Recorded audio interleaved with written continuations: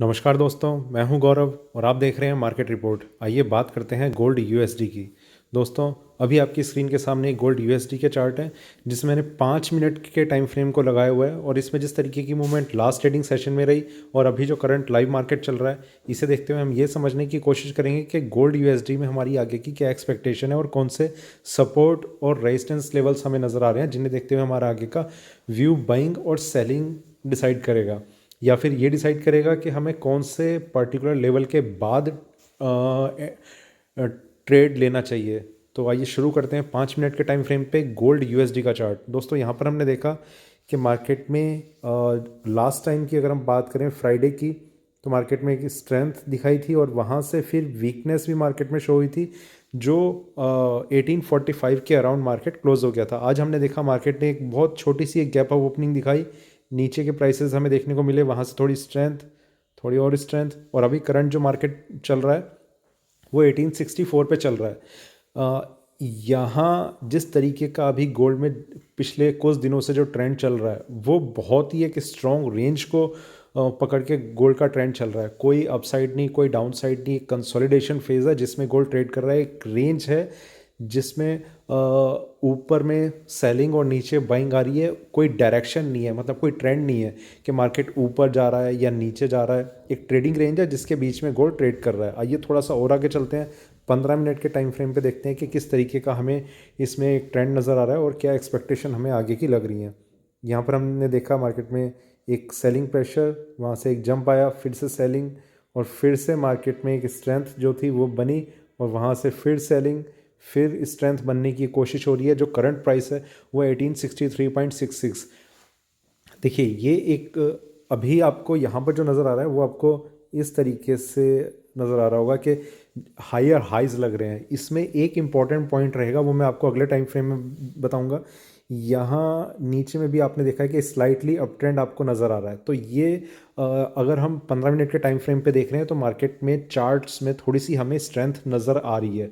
कोई ऐसा नहीं है कि मार्केट में डाउन साइड पर इस स्ट्रेंथ को क्यों हम बहुत ज़्यादा उस तरीके से कंसिडर नहीं करेंगे कि मार्केट में ट्रेंड बन चुका है, कि अप ट्रेंड बन चुका है। उसमें सबसे बड़ा रीज़न रहेगा कि इससे नेक्स्ट टाइम फ्रेम पे अगर मैं 1 घंटे पे अभी जैसे मूव करने वाला हूँ तो 1 घंटे के टाइम फ्रेम पे हमें नज़र आएगा कि मार्केट जो है एक बड़ी रेंज में कंसोलिडेट कर रहा है, जिसमें छोटे टाइम फ्रेम्स पे जब ये ऊपर जाता है उस रेंज में जो अपर बैंड है उसके पास जब जाता है तो मार्केट में हमें एक स्ट्रेंथ नज़र आती है, और जब उसमें नीचे आता है तो हमें एक वीकनेस नज़र आती है। तो आइए चलते हैं 1 घंटे के टाइम फ्रेम पे, वहाँ देखते हैं कि किस तरीके का ट्रेंड अभी हमें नज़र आ रहा है। यहाँ अगर हम देखें, जिस ट्रेंड की हम बात कर रहे थे वो ये था। अब अगर इसे इससे हम मिलाएं और इसे इससे मिलाएं, ये इस रेंज में मार्केट ट्रेड कर रहा है बहुत लंबे टाइम से। तो ये एक बड़ी चीज़ है कि इस रेंज को मार्केट ब्रेक नहीं कर रहा है, ऊपर में ब्रेक नहीं कर रहा है, नीचे में ब्रेक नहीं कर रहा है। तो आगे के चांसेस कैसे रहने वाले हैं उस पर अभी हम बात करेंगे। थोड़ा सा और आगे चलते हैं एक बार 4 घंटे के टाइम फ्रेम पे, वहाँ पर और ज़्यादा चीज़ें हमें ट्रेंड और ज़्यादा क्लियर होगा, रेंज और ज़्यादा क्लियर होगी। यहाँ पर हमने देखा मार्केट में सेलिंग काफ़ी नीचे के लेवल 1767 या 65 के अराउंड के कुछ लेवल हमें देखने को मिले। वहाँ से मार्केट में एक स्ट्रेंथ बननी शुरू हुई, काफ़ी ऊपर के लेवल्स। मार्केट जो था वो 1950 या 65 के अराउंड का कुछ लेवल इसने शो करा चार्ट्स पे। वहाँ से फिर से एक डाउन साइड, और तब से फिर मार्केट जो है वो एक कंसोलिडेशन में चल रहा है। इसमें एक इम्पॉर्टेंट चीज़ है कि ये मार्केट ने जो एक स्पाइक दिखाया था डाउन साइड में, इसमें इस रेंज में मार्केट उस दिन के बाद से अभी तक आया नहीं है और उसके ऊपर ही सस्टेन कर रहा है। तो जो लोअर बैंड है वो है 1825 के अराउंड तक का, और जो अपर बैंड है वो एग्जैक्ट 1875 के आसपास। 1875 को अगर मार्केट ब्रेक करता है, देखिए ये दोनों बैंड बहुत स्ट्रांग है। नीचे में ब्रेक करेगा तो सेलिंग भी उसी तरीके से आएगी, ऊपर में ब्रेक करेगा तो बाइंग भी उसी तरीके से आएगी। तो ऊपर में अगर 1875 ब्रेक करता है मार्केट तो हम एक अपसाइड मूव देख सकते हैं जिसमें 1900 इसका टच करना ऑलमोस्ट काफ़ी पॉसिबल रहेगा।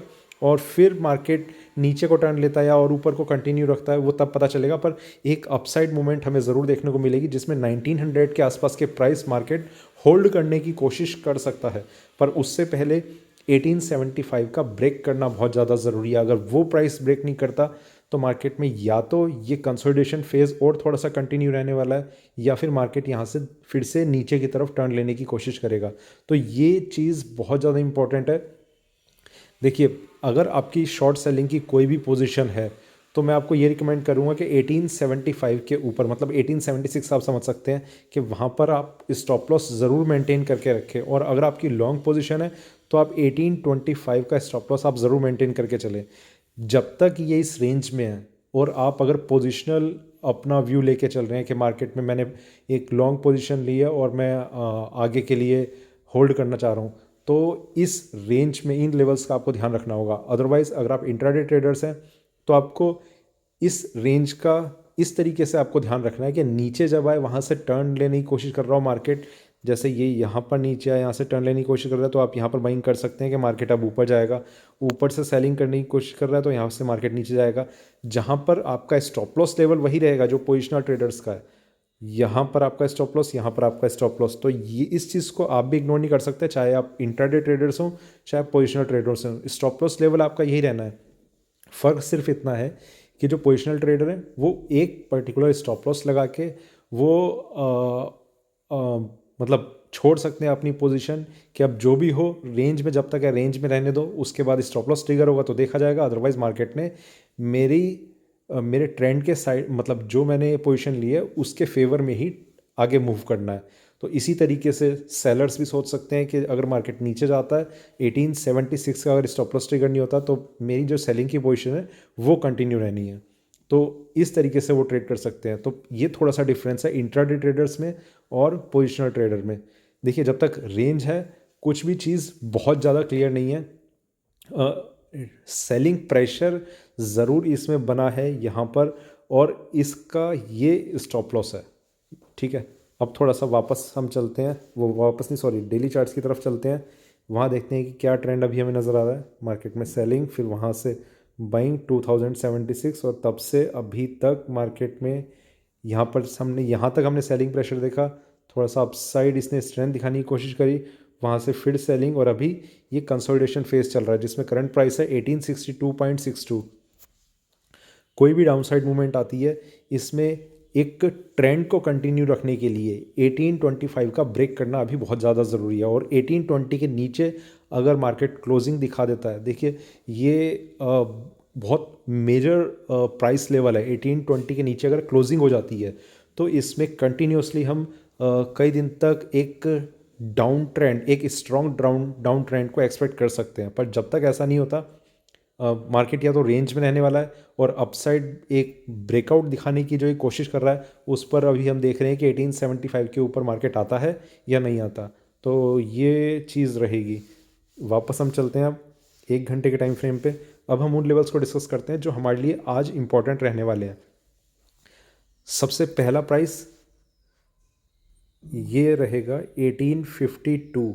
जब तक ये ब्रेक नहीं होता इंट्राडे में भी कोई डाउनसाइड हम एक्सपेक्ट नहीं कर सकते। और ये कंसोलिडेशन का प्राइस है, इसे आप डाउनसाइड ना समझें, ये कंसोलिडेशन का प्राइस है। कंसोलिडेशन मतलब मार्केट में जो 1875 ब्रेक होने का हम सोच रहे हैं अभी तक, वो शायद ब्रेक होना थोड़ा सा मुश्किल हो जाएगा मार्केट के लिए अगर ये प्राइस ब्रेक होता है तो 1852। तो कंसोलिडेशन में आ जाएगा। फिर कोई इवनिंग सेशन में एकदम से जैसे ही एक ट्रेडिंग ज़्यादा स्टार्ट होगी तो ही हम एक्सपेक्ट कर सकते हैं फिर उस सेशन में मार्केट कोशिश कर सकता है 1875 ब्रेक करने की। अदरवाइज ये मार्केट को इंट्राडे कंसोलिडेशन में ले आएगा इस प्राइस का ब्रेक होना। ठीक है, 1852 ये यहाँ पर।